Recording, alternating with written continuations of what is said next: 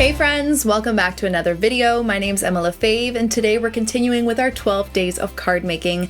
Today we're going to be painting a beautiful snowy snow globe. So let's jump in and get started. Okay friends, today we are going to be painting a snow globe for our holiday card tutorial. So you're going to need your watercolor paper. I am using cold press 100% cotton Mead watercolor paper that I've cut into a size 4x6 for a card. Again, use whatever size you'd like for your card. I have my Meliong watercolor palette here. I have a size 8 round brush and just some smaller detail brushes that I have here. This is one of my travel brushes that will be released in the near future. Not sure exactly when yet, but they have great points. And then a pencil and an eraser. And you're also going to need a circle to trace for your snow globe. So let's get started. Okay, so I just have this quick template that I've been using a lot recently. I'm just gonna quickly trace a little circle, and by little I mean big, and I want it slightly, not halfway through the page, but just slightly above so we can do like a bottom to our snow globe. And I'm not gonna go all the way around the bottom. I'm gonna stop about there. Yes, because then I'm just going to create a flatter bottom, not like straight across, but a little curve, because then I'm going to do a little lip there. It's going to come down,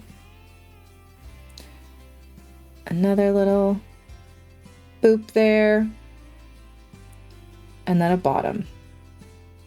The best you can. Doesn't have to be perfect by any means. Okay, so we have our snow globe shape, and I was thinking of just like a simple little house in the snow that you would shake and it would be beautiful if it were an actual snow globe. So I am going to start by creating my house shape, and I'm just going to do 2 lines like this. Think of a square if you have to. Then we're going to do a triangle on top, and I'm making it nice and light so I can erase it well. Then we are going to bring that top of the roof backwards, and this one as well, and then you're going to have the same kind of parallel line. We're making it as simple as possible, like that, and then down, and then back. Okay, here is our house, and then we're going to put in some trees with our watercolor. We might do something in the sky as well if we feel like it. Okay, so now that we have kind of the basic of what we would like, we are going to just gently erase our lines just so it's not super dark, especially the house. And we're going to start by, let's paint the sky part. So it's up to you if you want it to be blue or gray, just like a light wash of blue. We're going to go very, very light. And I'm going to go around this shape over here with a very light wash of watercolor. And I'm just adding more water rather than color to the background, like so. And I don't want to bring it all the way to the bottom. I want to kind of create a little ground area where the snow would be. We will create a little bit of shadow in the snow as well, but I want to keep it white to start.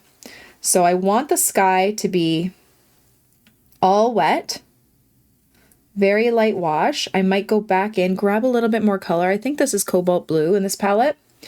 And I'm just going to add more dark kind of cobalt blue while it's still wet, just to the edge of the sky. I want to keep it lighter, closest to the horizon. So I'm just going to bring this down slightly, and it's just going to get a little bit lighter as it meets the horizon line in there.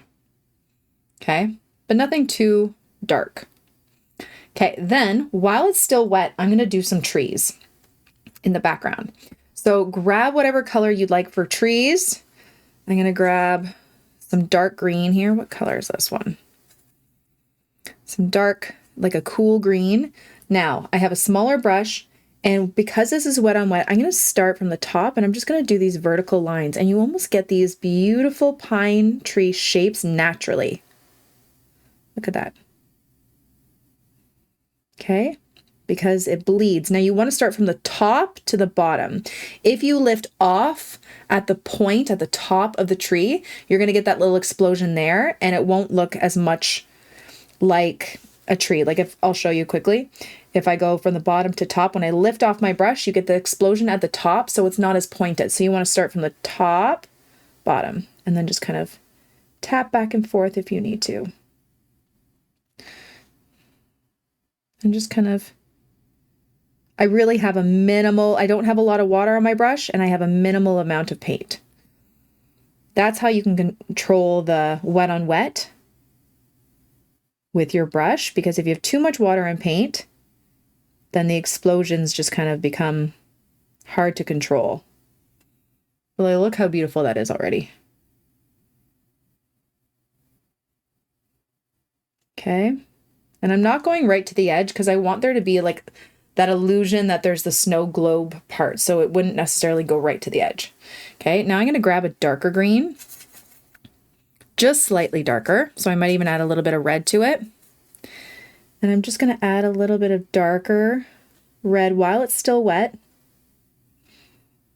on top of that, just so it looks like there's a little bit of darker areas, shadows. So it's kind of layered. Now mine is starting to dry already. It's not completely dry, but I can tell that it's starting to dry. So I'm not going to do too much here.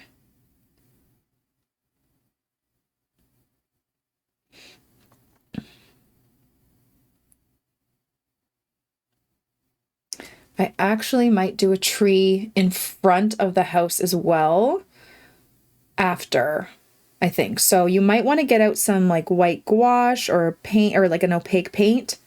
That could work too. Okay. Yeah, this was a bit too dry. Well, I added the darkness on there, but that's okay. Okay, so we're going to wait for that to dry. And while we're waiting for that to dry, I'm just going to do the bottom part here. So I kind of want like a bronzy, do I want brown? Well, let's do red. Why not? We're going to keep it festive. Those are pink. I got to learn the colors in this palette. I think my red, excuse me, is this red? It's like a bright red. That's okay. Okay, so I'm going to do, that's like too bright. I think this is red. There we go. I'm going to do this part red. And again, you can use whatever color you'd like. You do not have to follow suit. Okay. So I have a pretty deep value of red here. But I actually want to lighten up some of it so it looks like it's rounded. So in order to do that, I'm going to lift some color with my brush. That's not working. You know what? I have this. Yeah, this color stains a bit more, so it's not lifting as well. That's okay. I'm just going to try and make it a little bit lighter, closest to there, and then darker closer to the edges. Like that. I'm going to mix a little bit of brown with my red. And I'm going to add some darker red at the sides. This is going to give the illusion that it's a rounded base, because you get that highlight the closest to us, and then it starts to get a little bit darker closer to the sides. So I'm just trying to add some darker. There we go. Now let's make sure it's all dry before we continue. Okay, so now I'm going to do the house. I think I'm going to do like a little brown house. So I just want to see what colors I have in here. This kind of like goldy brown. That works. And I'm just going to fill in. Actually, I want to erase, hold on, this line. I don't want that in there. Actually, I'm going to get a bit more of a neutral brown. There we go. Brown for the front. I'm going to leave a little bit of white on the top of the roof there.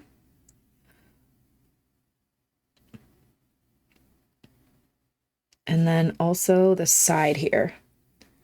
I am going to do a tree over this, like the side of the house, but because we're using brown, it won't make too much of a difference if there's a light wash of brown under there. Oh, I think this is the one. So I'm going to grab a little bit more darker brown. I'm just going to tap it underneath the roof area because we're going to make it look like there's snow on top of the house. And then over here and over here. Okay.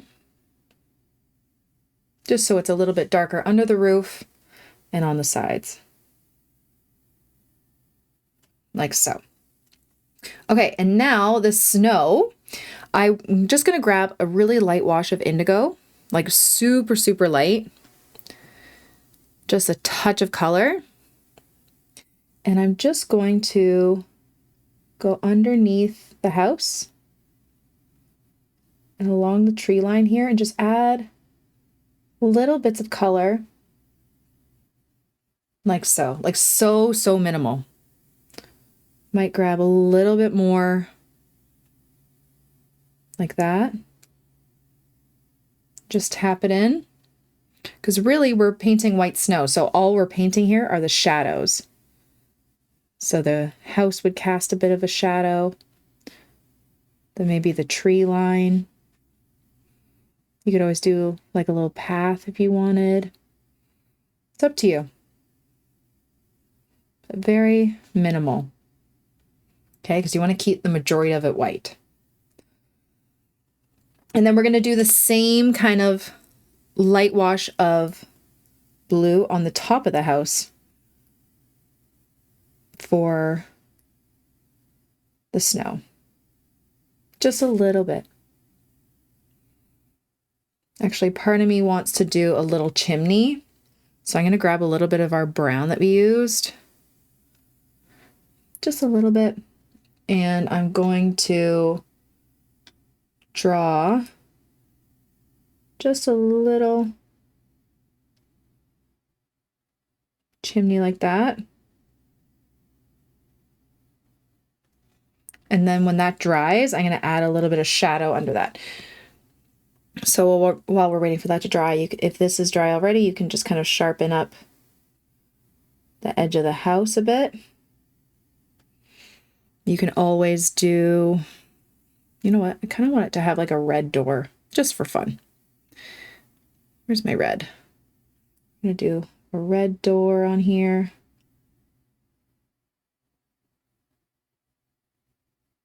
We'll add some more details to it after.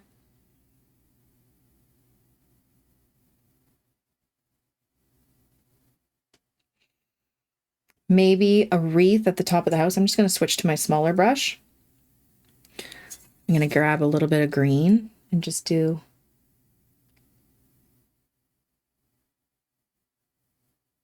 kind of like this jagged little circle. A little bit of yellow in there to make it a little bit lighter green.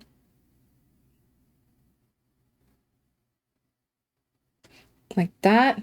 Cute. And then, I think that's dry now. I'm going to take my light wash of my indigo. Oops.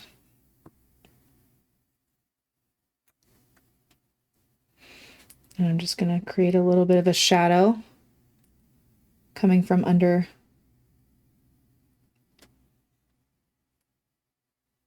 the chimney. That's what I'm trying to say.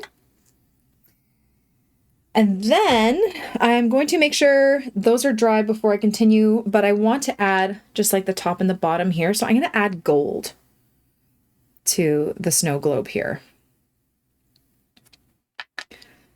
Just a bit of gold to frame it.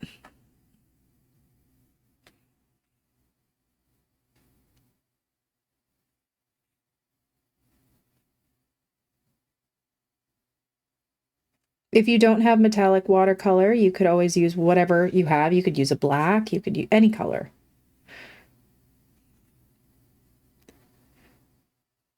This metallic watercolor was from my subscription box, not my, my advent calendar from last year from Craftimo, which is still available if you are interested. If you go to craftimo.com, it's 12 days of art supplies and kind of knickknacks that are fun that we did last year. Okay, and then let's make sure this is completely dry before we continue with the details. Okay, so now that it's dry, I want to do a little tree that's kind of right beside the house here. So I'm going to grab my green, and because we're doing wet on dry, this is going to be more defined. So I just start with a vertical line, and then I just do these little branches kind of coming to the sides, like so, side to side, in front as well.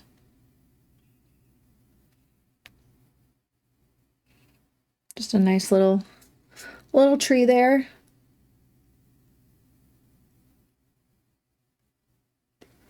Like that. Might do another one, a little bit darker, I think. So I'm going to add a little bit of red to it, which is going to make it darker. We can always add snow and highlights on it after too.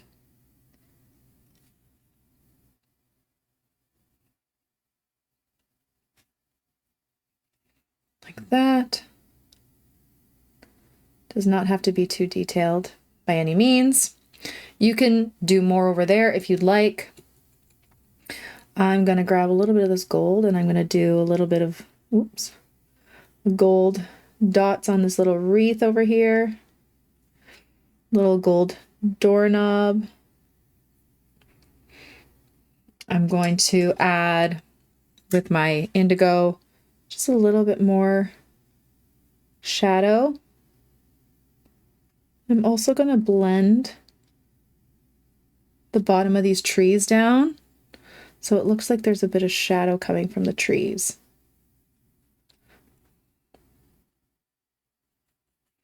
And just kind of wash off my brush, dry it, and just blend it down. A little bit more indigo for a shadow here. Like that. And any other detail you want to make, you know, you can always do like an outline to the door with indigo or black or whatever you like. Doesn't have to be too detailed by any means.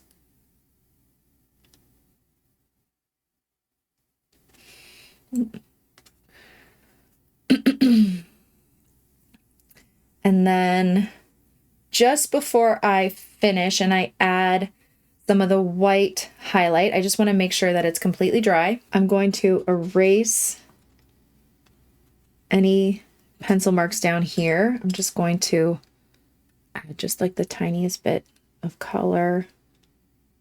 So instead of a pencil,